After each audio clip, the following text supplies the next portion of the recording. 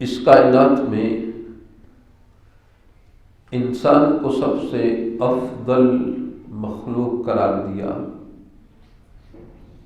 اس دنیا کے اندر جتنی مخلوقات ہیں، اللہ فرماتے ہیں وَلَقَدْ كَرَّمْنَا بَنِي آدم، ہم نے آدم کی اولاد کو تکریم بخشی۔ اس دنیا کے اندر وَالَّذِي خَلَقَ لَكُم مَّا فِي الْأَرْضِ جَمِيعًا، وہ اللہ، اس نے تمہارے لیے جو کچھ زمین میں ہے تمہارے لیے پیدا کیا۔ قابل تکریم ہے انسان، اس کائنات کے اندر مخدوم ہے، باقی ساری کائنات اس کی خادم ہے۔ اور اس کا یہ شرف اور عظمت حقیقت میں اس وقت ہے جب یہ اپنی تخلیق کے مقصد کو پورا کرے۔ اس کو اللہ نے اپنی بندگی کے لیے پیدا کیا، اللہ عز و جل نے اپنی عبادت کے لیے پیدا کیا۔ وَمَا خَلَقْتُ الْجِنَّ وَالْإِنسَ إِلَّا لِيَعْبُدُونِ۔ اگر اس کے مطابق زندگی بسر کرتا ہے تو یہ انتہائی قابل تکریم، شرف اور عظمت کے لائق ہے۔ اور اگر ایسا نہ ہو، اللہ عز و جل کے احکامات اس کو سرے سے قبول ہی نہیں کرتا، ایمان نہیں لاتا، کفر کا ارتکاب کرتا ہے، شرک کرتا ہے، تو اللہ عز و جل فرماتے ہیں لَهُمْ قُلُوبٌ لَا يَفْقَهُونَ بِهَا، ان کے دل ہیں یہ سمجھتے نہیں۔ وَلَهُمْ أَعْيُنٌ لَا يُبْصِرُونَ بِهَا، ان کی آنکھیں ہیں دیکھتے نہیں۔ وَلَهُمْ آذَانٌ لَا يَسْمَعُونَ بِهَا، کان ہیں سنتے نہیں۔ أُولَئِكَ كَالْأَنْعَامِ، یہ چوپایوں کی طرح ہے، جانوروں کی طرح ہے۔ بل ہم اضل، بلکہ یہ جانوروں سے بھی گئے گزرے ہیں، ان سے بھی بدتر ہیں۔ کہاں تکریم، کہاں شرف، کہاں سب سے اعلیٰ اور عرفہ، اور کہاں اللہ عز و جل فرماتے ہیں چوپایوں جیسا، یہی اس سے بھی بدتر ہے۔ ثم رددناہ اسفل سافلین، پھر ہم اس کو پستیوں سے در پستیوں تک لے جاتے، اتر گرا دیتے۔ ورنہ احسن تقویم ہے، بہترین سانچہ ہے، بہترین ڈھانچہ ہے، بہترین صورت ہے، عقل ہے، شکل ہے، لیکن کب؟ جب اپنی تخلیق کے مقصد کو پورا کرے۔ ورنہ بے وقت ہے، بے حیثیت ہے، جانوروں سے بھی بدتر ہے۔ ان شر الدواب عند اللہ الصم البکم الذین لا یعقلون، بے شک اللہ کے ہاں سب سے برے جاندار وہ ہیں گونگے، بہرے، عقل نہیں رکھتے۔ اس سے مراد وہ انسان ہے جو اللہ کی باتوں کو سنتے نہیں، بہرے ہیں، اللہ عز و جل کی بات کرتے نہیں، گونگے ہیں، اللہ عز و جل کی بات جاننے کے لیے فہم اختیار نہیں کرتے، عقل نہیں رکھتے۔ یہ سب سے بدتر جاندار ہے۔ تو اپنی تخلیق کے مقصد کو پورا کرنا اس کی عظمت، شرف کا باعث ہے۔ اب اس عبادت و بندگی کے حوالے سے ایک اہم چیز ہے جو بڑی ضروری ہے، کہ جو اس کی عبادت و بندگی کے حوالے سے اس کے لیے بڑی ممد و معاون ہے، وہ ہے رزق حلال۔ رزق حلال اللہ عز و جل نے حکم دیا۔ قرآن مجید میں 3 مختلف خطاب ہیں اس حوالے سے۔ پہلا خطاب ہے یا ایھا الناس، اے لوگ، ساری کائنات کے باسی، خالق اپنی مخلوق سے خطاب کرتا ہے، یا ایھا الناس کلوا مما فی الارض حلالا طیبا، جو زمین میں اس نے تمہارے لیے پاک نکالا ہے اس میں سے کھانا ہے، حلال اور طیب، حلال اور پاکیزہ، اس کو کھائیے۔ ولا تتبعوا خطوات الشیطان، اور شیطان کے قدموں کی پیروی نہیں کرنی۔ حلال چھوڑ کر حرام کھائیں گے تو شیطان کے پیچھے چل رہے ہیں۔ اِنَّهُ لَكُمْ عَدُوٌّ مُبِينٌ، وہ تمہارا کھلا دشمن ہے۔ اس آیت مبارکہ میں اللہ عز و جل نے سارے انسانوں کو خطاب فرمایا۔ پھر ایک آیت مبارکہ میں جو مان لینے ہیں اللہ اکبر، اللہ پر ایمان لانے والے، ان کو خطاب کیا، یا ایھا الذین آمنوا، اے لوگوں جو ایمان لائے ہو، کلوا من طیبات ما رزقناکم، کھاؤ پاکیزہ میں سے جو ہم نے تم کو رزق دیا ہے۔ پہلا خطاب ساری کائنات کے باشندوں کو، دوسرا خطاب جو مان لینے والے، ایمان لانے والے، ان سے خطاب ہے۔ تو آپ تو اب ایمان لے آئے ہیں، مان لینے کے دائرے میں آ گئے ہیں، آپ کو بالخصوص آرڈر ہے کہ آپ پاکیزہ کھائیں۔ تیسرا خطاب برگزیدہ انسانوں کو، جن سے حرام کے ارتکاب کا تصور بھی ہم نہیں کر سکتے، ممکن نہ تھا کہ انبیاء رسول اللہ علیہ والسلام وہ حرام کھائیں گے، لیکن یہ چیز اتنی اہم چیز تھی کہ اللہ عز و جل نے انبیاء رسول اللہ علیہ والسلام کو خطاب کیا، یا ایھا الرسل، اے ہمارے نمائندوں، اے ہماری طرف سے منصب رسالت پر فائز کیے گئے افراد، پسندیدہ چنیدہ افراد، یا ایھا الرسل کلوا من الطیبات واعملوا صالحا، پاکیزہ میں سے کھانا ہے اور نیک عمل کرنے۔ اس سے اہل علم نے ایک نقطہ ویسے چلتے چلتے اسے نکالا ہے، کلوا من الطیبات واعملوا صالحا، پاکیزہ کھائیں گے تو نیک عمل کی توفیق مل جائے گی ساتھ تم کو۔ الگ الگ بھی حکم ہے، نیک اچھا کھائیں، پاکیزہ کھائیں، حلال کھائیں اور عمل نیک کریں۔ دوسرا ان دونوں کے ساتھ ٹچ بھی ہے اس کا، نیک کھائیں، پاکیزہ کھائیں گے تو اس کھانے سے تمہیں اچھے عمل کی توفیق بھی مل جائے گی۔ رزق حلال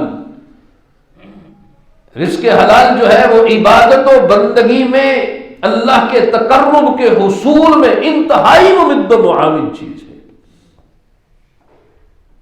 اور اگر ایسا نہ ہو، حلال نہیں کماتا، رزق پاک نہیں ہے، پلید ہے، ناپاک ہے، نجس ہے، تو انسان کی عبادت و بندگی کی اہم ترین صورت بھی اللہ کی بارگاہ میں شرف قبولیت نہیں پاتی۔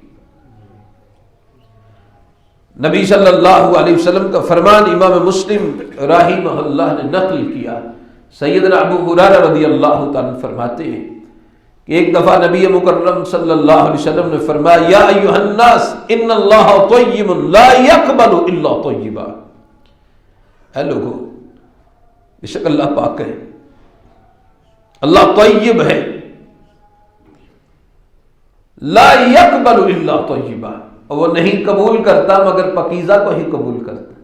جو پاک ہو وہ پاک کو قبول کرتا ہے، جو جیسا ہو ویسی اس کی پسند ہوتی ہے۔ مالک طیب ہے تو طیب کو پسند کرتا ہے۔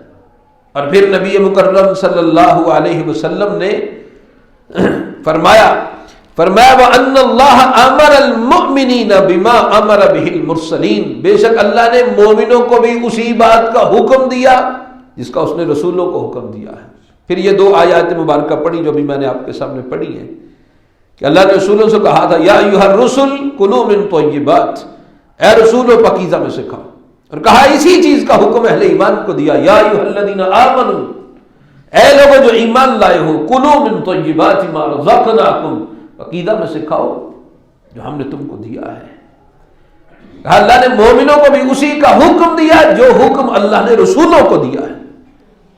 ثم ذکر الرجل، پھر آپ صلی اللہ علیہ وسلم نے ایک شخص کا ذکر کیا، یطیل السفر، لمبا سفر کر کے آیا، اشعث اغبر، گرد و غبار سے ہٹا تھا اور پراگندہ بال تھے اس کے۔ یہ حیت ایسی ہے، مسافر ہے، لمبا سفر کر کے آیا ہے اور اس کی حالت سفر کے اثرات کی عکاسی کر رہی ہے، گرد و غبار سے ہٹا ہوا پراگندہ بات، کیونکہ پہلے لوگ زمانہ میں سفر کرتے تھے اونٹوں پر، سواریوں پر، لمبے سفر ہوتے، گرد و غبار کے چھکڑ چلتے تھے، اور اس کیفیت کے ساتھ گرد و غبار اس کے کپڑوں پر اور اس کے چہرے پر، اس کے جسم پر، اس کے واضح اثرات ہوتے کہ اجنبی ہے، دور سے آیا، مسافر ہے، اس کے حالات بتاتے تھے۔ آج کل تو لمبا سے لمبا بھی سفر کرنا ہو، بندہ ہر قسم کی چیز سیفٹی کے ساتھ بہترین کار میں بیٹھا، یہاں سے بندہ لاہور سے کراچی دوسرے ملک بھی چلا جائے، کپڑوں پر سلوٹیں نہیں پڑتی، لیکن وہ کیفیت سفر کے اثرات اور سفر پر مشقت، یہ مشقتوں سے لبریز سفر کر کے پہنچا۔ اب الفاظ کا دھارا یہ بتاتا ہے کہ پہنچا وہاں پر ہے جہاں پر دعا کرنے کے لیے کیا ہے، یا تو صحن حرم میں ہے، یا پھر نبی صلی اللہ علیہ وسلم نے دوسری حدیث میں جو ذکر کیا، جو اللہ عز و جل میدان عرفات میں گرد و غبار سے اٹے ہوئے پراگندہ بالوں کے ساتھ آہو بکا کرنے والوں پر اللہ فخر کرتے ہیں، یا یہ حیات اس بات پر دلالت کرتی ہے کہ میدان عرفات میں حج کے موقع پر ہے، لمبا سفر گرد و غبار سے اٹا ہوا، لمبا سفر کر کے آتا ہے، اور نبی علیہ السلام نے فرمایا یمد یدیہ الی السماء، اپنے ہاتھوں کو آسمان کی طرف پھیلاتا ہے، کہتا ہے یا رب یا رب، اے میرے پالنہار، اے میرے پروردگار، تجھ سے التجا چاہتا ہوں، تجھ سے مانگ چاہتا ہوں، تیری بارگاہ میں اپنی مانگوں کو رکھتا ہوں۔ اب مسافر ہو دعا قبول ہوتی ہے، نبی علیہ السلام نے فرمایا مسافر کی اللہ دعا قبول کرتے ہیں۔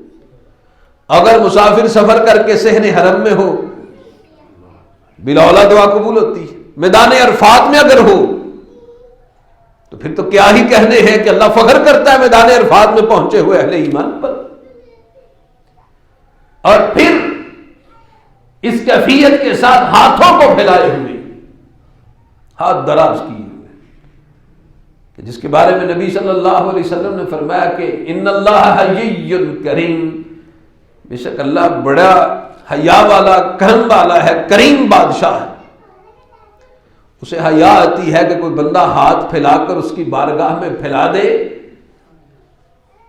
تو وہ مالک اس کو خالی لٹا دے، اس کو حیا آتی ہے۔ اب یہ ساری کیفیات، ساری حیتیں، سب کچھ اس کی قبولیت کے لیے انتہائی جو ہے مؤثر ساتھ چل رہی ہے۔ مسافر ہے قبول، دعا ویسے قبول، صحن حرم میں ہو دعا قبول، میدان عرفات میں ہو دعا قبول، ہاتھوں کو پھیلائے ہوئے ہو دعا کی قبولیت ہے۔ لیکن نبی مکرم صلی اللہ علیہ وسلم نے فرمایا وہ ہاتھ پھیلا کے یا رب یا رب یا رب کی ندائیں دیتا ہے، لیکن فرمایا مطعمہ حرام، مشربہ حرام، ملبسہ حرام، وغذی بالحرام فأنی یستجاب لذلک، کھانا اس کا حرام کا ہے، پینا اس کا حرام کا ہے، لباس جو پہنا ہے وہ اس کا حرام کا ہے، وہ غذا جس سے اس کا بدن پروان چڑھا ہے وہ حرام کی ہے، اس کی دعاؤں کو کیسے قبول کر لیا جائے؟ اس کی دعا قبول نہیں ہو پاتی۔ عبادت و بندگی شرف ہے اس دنیا کے اندر، ایک ایمان والے کے لیے، انسان کے لیے عظمت، شرف، مقام، مرتبہ اللہ کی نظر میں عبادت و بندگی کے ساتھ، کیونکہ اس کائنات میں تخلیق کا مقصد بندگی ہے، اور اس بندگی میں جو ممد و معامل چیز بننے والی اہم ترین چیز وہ رزق حلال ہے، اگر نہیں وہ دعا کہ جس کے بارے میں نبی مکرم صلی اللہ علیہ وسلم نے فرمایا تھا الدعاء والعبادہ، دعا ہی عبادت ہے، الدعاء والعبادہ، دعا ہی عبادت ہے۔ اس کا مطلب یہ نہیں کہ دعا کے علاوہ عبادت نہیں، یہ الفاظ ایسے بولے کہ دعا اہم ترین عبادت ہے، دعا هو العبادہ، اہم ترین عبادت۔ اب دعا جو اہم ترین عبادت ہے وہ قبول نہیں ہوتی، حرام کھانے پینے سے، رزق سے، وہ دعا قبول نہیں ہو رہی. وہ دعا جس کے بارے میں اللہ عز و جل قرآن میں خود بندے کو کہتے ہیں وَقَالَ رَبُّكُمُ ادْعُونِي أَسْتَجِبْ لَكُمْ، اور تمہارا پالنہار کہتا ہے تم کو، تمہارا پروردگار کہتا ہے ادعونی، مجھ سے دعا کیا کرو، مجھ سے مانگا کرو، استجب لکم، میں تمہاری دعاؤں کو قبول کروں گا، تمہیں ضرور عطا کروں گا. اتنے لاڈ سے، اتنے پیار سے کہا، بڑی اپنائیت سے کہا وقال ربکم، تمہارا اپنا رب، تمہارا پالنہار، تمہاری ضرورتیں پوری کرنے والا، تمہیں پیدا کرنے والا، تمہارا مالک، تمہارا خالق، ابتدا سے لے کر انتہا تلک تمہاری ضرورتوں کو پوری کرنے والا، وہ تمہارا رب تمہیں کہتا ہے ادعونی، مجھے پکارو، استجب لکم، تمہاری دعاؤں کو قبول کروں گا میں. لیکن اگر رزق حرام ہو، رزق حرام ہے، فَأَنَّا يُسْتَجَابُ لِذَلِكَ، تو اس کی دعا کو کیسے قبول کر لیا جائے؟ اسے آپ اندازہ کر سکتے ہیں کہ رزق حلال عبادت و بندگی کی قبولیت میں کتنی اہم چیز ہے. اہم ترین چیز رزق حلال میں عبادت و بندگی کی قبولیت میں رزق حلال. اللہ اکبر. اللہ عز و جل نے سیدنا داؤد علیہ السلام کا ذکر کیا کہ رسول اللہ جو ہے وہ رزق حلال کمایا کرتے تھے، ہاتھ سے محنت اور مشقت کیا کرتے تھے. ما وَعَلَنَّا لَهُ الْحَدِيدِ، ہم نے لوہے کو داؤد علیہ السلام کے لیے نرم کر دیا. أَنِعْمَ السَّابِغَاتِ وَقَدِّرْ فِي السَّرْدِ وَأْمَلُوا صَالِحًا، کہا کہ آپ اس لوہے سے جو ہم نے آپ کے ہاتھ میں نرم کر دیا، اس سے زرے بناؤ. داؤد علیہ السلام زرے بناتے اور اس کی کڑیوں میں خاص اندازہ رکھے. یہ زرے بنتی جو میدان جنگ کے اندر محافظت کا باعث بنتی، دشمن کے وار سے بچاؤ کے لیے راستے میں جو ہے وہ رکاوٹ بنتی، لوہے کی یہ زرے، یہ داؤد علیہ السلام اپنے ہاتھوں سے بنایا کرتے تھے. اللہ عز و جل نے فرمایا ہم نے یہ صنعت عطا کی حضرت داؤد علیہ السلام کو. اور نبی مکرم صلی اللہ علیہ وسلم نے ان کے بارے میں فرمایا، امام بخاری نے اس حدیث کو نقل کیا، فرمایا اللہ عز و جل کے پیغمبر داؤد علیہ السلام، ان داؤد علیہ السلام کان لا یاکل الا من عمل یدیہ، داؤد علیہ السلام نہیں کھاتے تھے مگر اپنے ہاتھ کی کمائی سے کھایا کرتے تھے. امام بخاری نے اس حدیث کو نقل کیا. کمال کی رزق حلال، پاکیزہ رزق کے لیے محنت مشقت کر کے اللہ کے پیغمبر رسول داؤد علیہ السلام، بلکہ نبی علیہ السلام کا یہ فرمان امام بخاری رحمہ اللہ نے نقل کیا. آپ صلی اللہ علیہ وسلم نے ما بعث اللہ نبیا، اللہ نے کوئی نبی ایسا نہیں بھیجا، الا رعى الغنم، مگر اس نے بکریاں چرائیں. جتنے بھی نبی آتے رہے بکریوں کو چراتے رہے. اللہ اکبر. اصحاب رسول نے پوچھا وانت، اللہ کے رسول صلی اللہ علیہ وسلم، اور آپ، کیا آپ نے بھی کبھی بکریاں چرائی ہیں؟ آپ علیہ السلام نعم کنت ارعاها علی قراریط لاہل مکہ، مکہ والوں کی چند قراریط، تھوڑے سی قیمت کے بدلے میں مکہ والوں کی بکریاں چراتا رہا ہوں. یہ رزق حلال کے نمونے اور پیکر انبیاء رسول اللہ علیہ والسلام کی بات. تمام انبیاء بکریوں کو چراتے رہے. امام بخاری نے اس حدیث کو نقل کیا.